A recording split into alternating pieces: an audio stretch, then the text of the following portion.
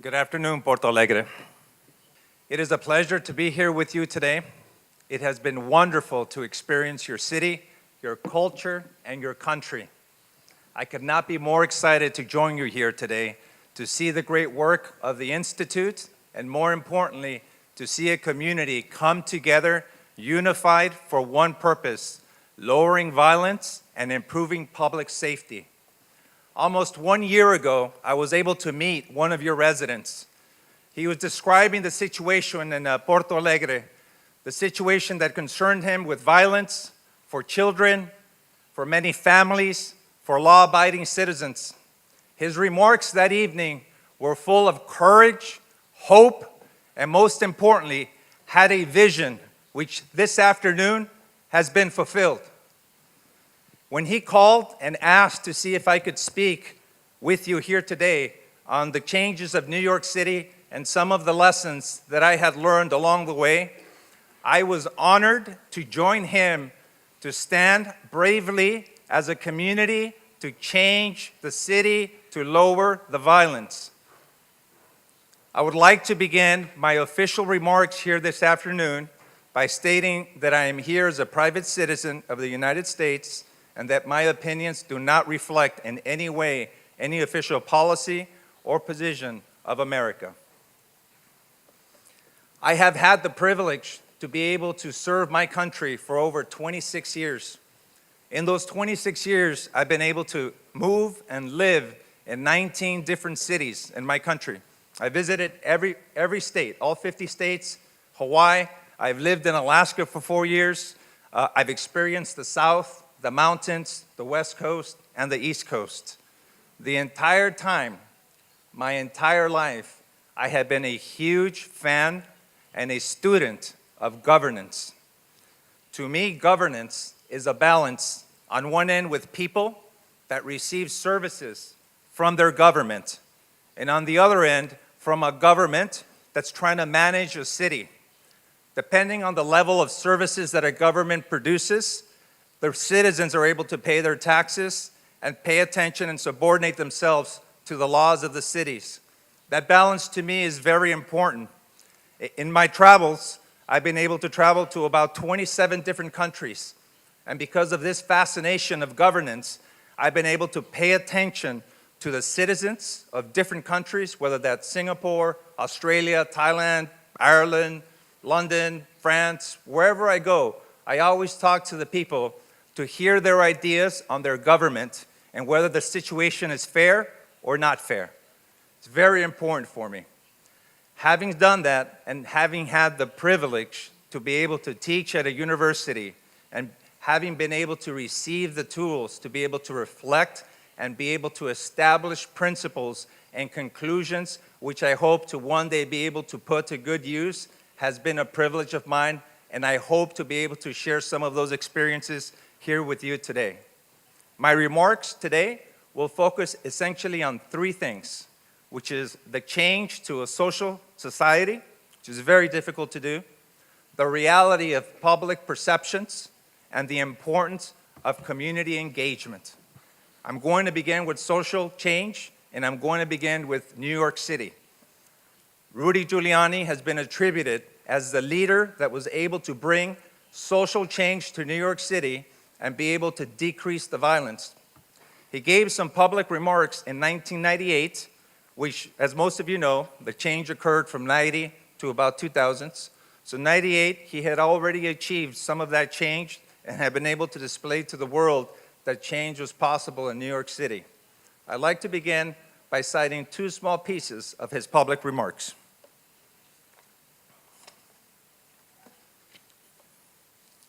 I quote, "Over the last 5 years, New York City has turned around. We've gone from being a city with more than 2,000 murders every year in the early 90s to a city with fewer than 800 murders last year, the lowest of murders in 31 years. Overall crime has dropped 44% over the last 4 years. If you would have asked people 5 years ago whether this was possible, they would have doubted it. I would have doubted it," says Giuliani. Then he continues, But that attitude was precisely part of the problem.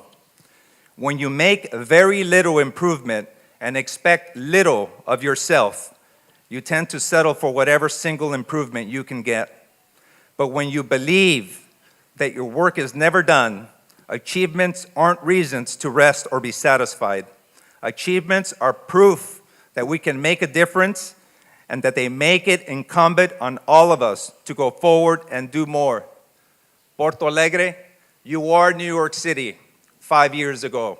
5 years from now, citizens of this country, citizens of this city will be able to ask themselves, would you have believed that 5 years ago you will have the same success that New York City has because of the community that stands in front of us here today? The story of New York City has changed the level of violence, and it has been described as one of the most remarkable stories in the history of urban crime. Many scholars have attempted to describe this logic. Some scholars had said it's about the economy. They had a 39% decrease in unemployment.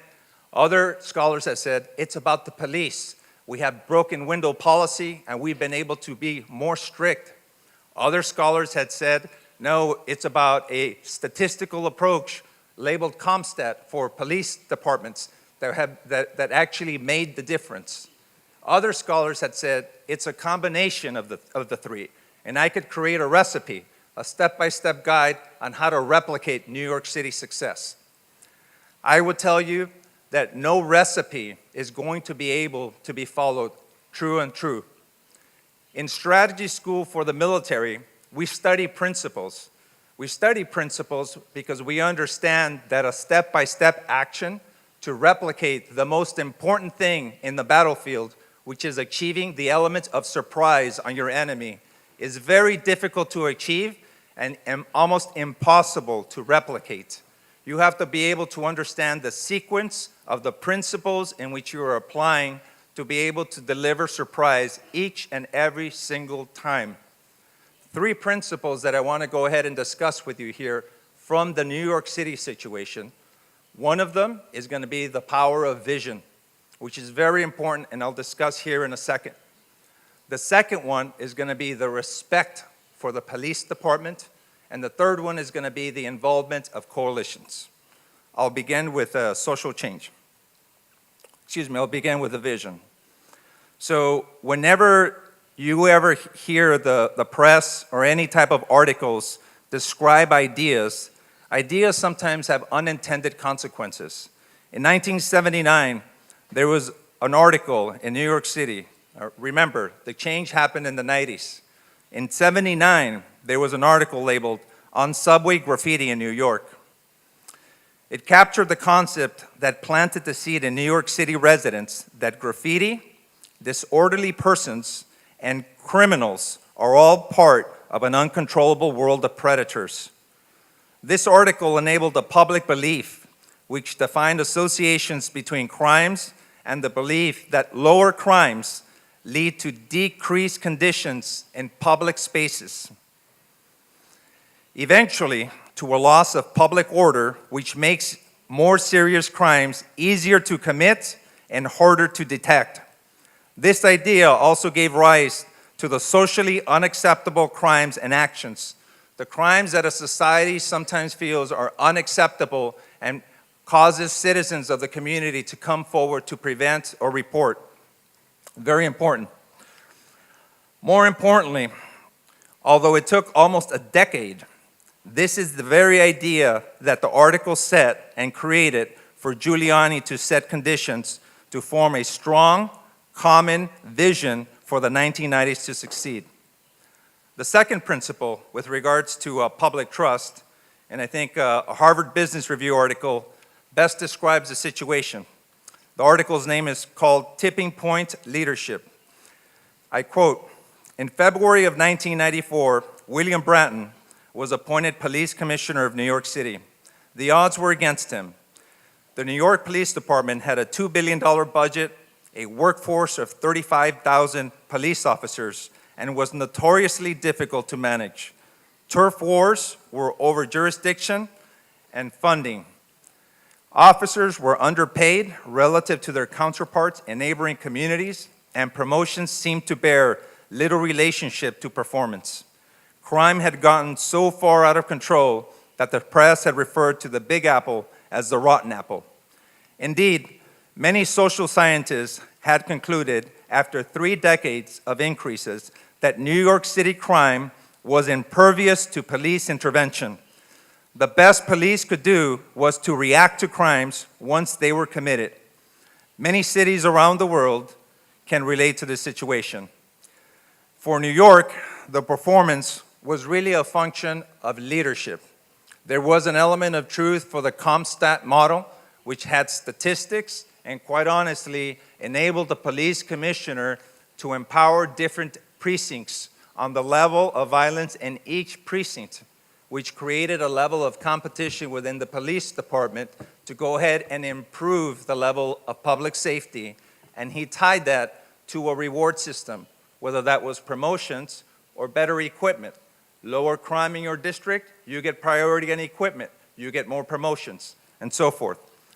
However, that change in New York City could not have happened unless the police department was already well equipped sufficiently enough to fight the criminals in New York City. If you have a police department that does not have the correct equipment to fight the criminals, it is very difficult to expect the police officer to seek confrontation every single time. If you have a police department that does not pay the police officers sufficient, where they cannot live in a different place that the very criminals that they are protecting the citizens from have to share the same schools and their same communities, then you cannot expect them to go ahead and fight every single day as they have a pure integrity to their unit. If you have a police department that does not have pathways to go ahead and improve your life individually through social services, you cannot be disappointed if you have a police department or you have individuals in a police department that simply want to go ahead and do their time and retire. That is a false expectation. I have personally seen that in different countries, in Afghanistan, in Iraq, in some other parts of the United States, in other countries that I have traveled. Police departments vary very much, just like every other aspect of governance. You have to have a well-structured organization that's well-equipped, well-paid, and most important, is considered to be a profession within a community. In Singapore, mothers tell their children when they grow up, good sons do not become soldiers. And that struck me very hard because I'm a soldier myself. And so when I started asking more about this saying that they have there, it became very obvious that their mothers felt that being a businessman or a banker or a president of a university may be better than being a soldier.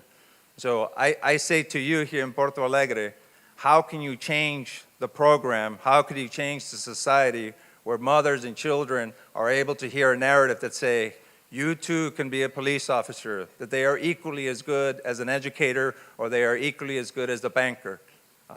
Someone else in this audience here happened to share to me that when they travel sometimes to the United States, we have at airports a line and we give preference to military members. So military members could go first before first class members can go. And that they like that very much. And I told him that in the 1960s, the military was almost one of the bottom professions in America. But in the 1990s, it was the #1 profession in America, the most trusted by the public.